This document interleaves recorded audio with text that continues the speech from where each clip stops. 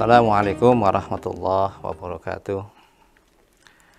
Bismillahirrahmanirrahim. Wassalatu wassalamu ala rasulillah wa ala alihi wa sahbihi wa man wala. Asyhadu an la ilaha illallah wa asyhadu anna muhammadan rasulullah. Allahumma sholli wa sallim wa barik ala muhammadin wa ala alihi wa sahbihi ajma'in. Para pemirsa STMI TV yang dimuliakan Allah subhanahu wa ta'ala, kembali kami hadir dan kembali juga kami berdoa mudah-mudahan puasa kita diterima Allah subhanahu wa ta'ala. Puasa kita memberikan bekas yang mendalam bagi kita dan bisa memancing kita untuk lebih berbuat yang lebih baik lagi. Berikutnya, hadirin pemirsa STMI TV yang berbahagia, hadis innamal a'malu binniyat tadi sepertinya hadisnya sederhana, padahal kandungan maknanya itu sangat dalam. Makanya saya dapati kitab-kitab dari karangan Al-Imam Abu Zakaria An-Nawawi, atau orang lebih mengenal dengan Imam Nawawi, itu di awal-awal pembahasan kitab-kitab beliau biasanya diawali dengan babul ikhlas, tentang ikhlas, tentang niat gitu ya. Termasuk ketika bicara tentang niat di kitab Al-Adhkar An-Nawawi misalnya, karangan Imam Nawawi juga, atau di kitab ini Riyadhus Shalihin, itu juga sama-sama diawali dengan bahasan tentang niat, karena niat itu satu hal yang ternyata sangat penting. Karena apa hadirin sekalian? Karena orang yang beramal tanpa ada dasar yang jelas, maka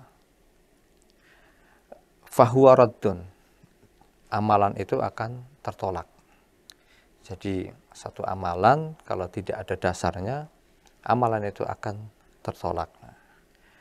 Dan menurut para ahli fikih, para fuqaha, niat itu punya dua makna atau dua fungsi ya. Yang pertama sebagai tamyiz, sebagai pembeda. Pembeda apa? Pembeda antara ibadah yang satu dengan ibadah yang lainnya. Misalnya, sama-sama sholat. Yang satu sholat fardu, sholat wajib. Yang satu sholat sunnah. Pasti niatnya beda. Kalau yang biasa melafalkan, misalnya nawaitu sholat zuhur dan seterusnya. Ya, jadi niatannya beda. Kalau dia mau sholat sunnah, ya niatannya niat sholat sunnah. Kalau dia mau sholat wajib, niatannya juga sholat wajib. Secara gambaran fisik kan sama-sama sholat. Sholat subuh 2 rakaat, sholat sunnah rawatib qabla subuh juga 2 rakaat. Bentuknya sama sholatnya, tapi ternyata isinya beda. Bedanya di mana? Di niatnya, gitu ya. Juga pembeda antara satu kebiasaan dengan kebiasaan yang lain. Misalnya satu kebiasaan, mandi itu sebuah kebiasaan. Kita kalau mau bepergian keluar rumah, yang mau kuliah, yang mau bekerja, atau aktivitas yang lain, kita sama-sama mandi. Tapi mandi itu kadang ada yang merupakan kebiasaan kita mandi, tapi ada mandi yang jadi sebuah kewajiban, gitu. Mandi tapi jadi kewajiban. Misalnya mandi janabat atau mandi junub. Keluar rumah atau mau sholat, ya, padahal dia punya hadas besar, mau sholat, itu malah tidak boleh. Gitu ya. Kenapa? Dia sedang punya hadas besar. Mandilah dia. Ketika dilaksanakan sama-sama di waktu pagi misalnya, sama-sama punya kebiasaan mandi sebelum subuh misalnya. Yang satu hari ternyata dia mandi, memang biasanya dia mandi sebelum subuh, yang satu mandinya karena ada hadas besar.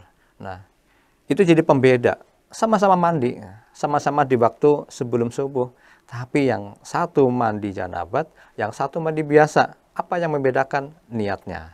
Gitu ya. Jadi penting sekali ini niat, walaupun tidak kelihatan, gitu ya. Tetapi ternyata niat adalah merupakan sepertiga dari sebuah kualitas amal. Gitu ya. Di hadis yang berikutnya, wa'an ummul mu'minina Ummu Abdillah Aisyah radhiyallahu anha qalat. Jadi dari Ummu Abdillah, ibu Abdillah, maksudnya Abdillah bin Zubair, diangkat anak oleh Siti Aisyah. Gitu ya. Makanya beliau kunyahnya atau panggilannya adalah Ummu Abdillah. Qalat, beliau mengatakan, qala Rasulullah sallallahu alaihi wasallam, berkata atau bersabda Rasulullah sallallahu alaihi wasallam, yaghshu jaisun al-ka'bata fa idza kanu bi baida'a minal ardi yukhsafu bi awalihim wa akhirihim. Ya. Ada satu orang, kumpulan orang akan menyerang Ka'bah, tentara yang akan menyerang Ka'bah. Ketika sampai di satu maidani, satu lapangan, itu dibinasakan semuanya. Itu yang pertama dan terakhir, semuanya dibinasakan. Nah, Siti Aisyah bertanya, ya Rasulullah, bagaimana mungkin dibinasakan semua? Padahal bisa jadi di antara orang-orang tadi itu tidak semuanya berniat jelek, semuanya mungkin ada yang berniat tidak jelek, atau ada yang berniat, atau yang ada yang tidak tahu misalnya. Nah, Rasulullah Shallallahu Alaihi Wasallam menjawab, dibinasakan semua. Setelah itu maka akan dibangkitkan, tsumma yub'atsuna ala niyatihim. Mereka akan dibangkitkan nanti di akhirat sesuai dengan niatnya. Jadi penting sekali niatnya ternyata. Kalau sama-sama mengalami musibah, tapi kalau yang satu niatannya benar, insya Allah akan mendapatkan balasan yang baik juga.